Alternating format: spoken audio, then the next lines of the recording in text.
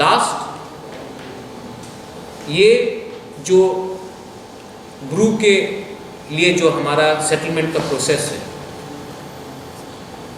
बहुत लोग कुछ भी बोल दे, लेकिन जब तक प्रद्योत विक्रम माणिक्य इस धरती में जिंदा है, हमारे तिपरासा, हमारे ब्रू, कोई भी तिपरासा हो, कोई भी ब्रू हो, और कोई भी जो सच्चाई की लड़ाई में हो, बंगाली हो, मुसलमान हो, क्रिश्चियन हो, हिंदू हो, कोई भी, उसके लिए मैं फाइट करता हूँ।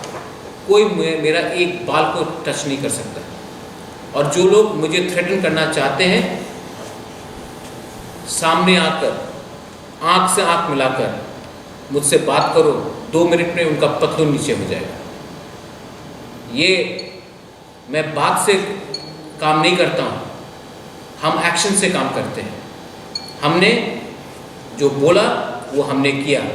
जिसके घर में मर्डर हुआ उसके घर में जाकर हमने पैसा दिया। जिसको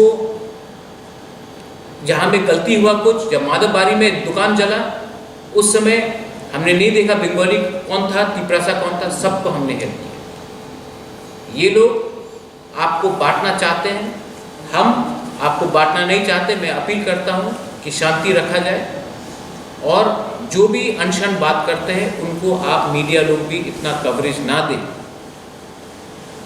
law and order state government का रिस्पॉन्सिबिलिटी है।